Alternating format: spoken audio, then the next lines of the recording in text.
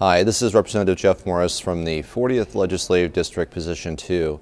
It's a very busy time down here in Olympia. It's coming up to what we call the policy cutoff. That's the time in the House or the Senate that bills that were introduced in the House or Senate by a senator or representative, if they don't make it through their first committee hearing by the end of the week that we're in currently, the bills are considered to be dead for the session unless they have a budget impact.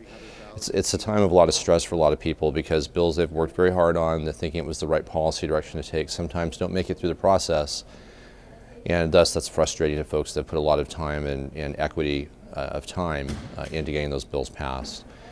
We're also coming forward with a supplemental budget to deal with the near-term budget problem in this biennium, the shortfall you probably read about in the newspapers. They'll be debated in the next week or so as well. And then we'll start the process of adopting the budget for the next 2 years, which starts on July 1st, 2011.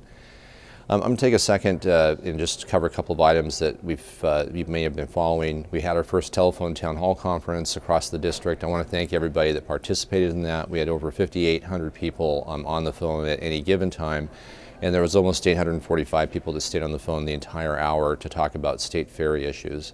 And speaking of state ferry issues, the proposals to better manage and reduce operating costs for the ferry system are working their way through the process. The bill that I've been working on to set performance standards so that if they're not met by the current management would allow the private sector to bid on managing our ferry service is still moving along in the process.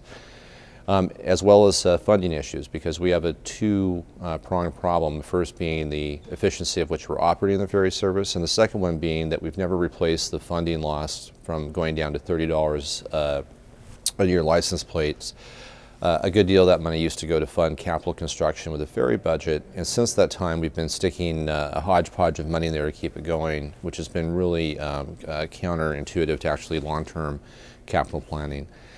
It's this time of session too that reminds me of something that's always troubled me about our process down here in Olympia. As you know, I work a lot in the technology and energy area and had a proposal to help new energy technologies start to be deployed on a pilot basis with our utilities so they can get used to using these in their systems and there's not a huge ramp up driven by a market necessarily and all of a sudden they have to accommodate that. I think what I find troubling is that often in the legislative process in all the states, if an issue doesn't have a business or lobbyist or special interest groups behind it, it's very, very hard for those proposals to get through this process when people don't want to change what they're doing currently. Unfortunately, that's more common than not. There's been a few examples where good grassroots movements have overcome those odds, but I think it's one of the things that I find the most disheartening down here is that when you don't have that special interest group or backing a particular proposal, often it doesn't get through the process. I look forward to your comments. Contact information is at the end of this videotape. When you do that, it helps me do my job better. Thank you.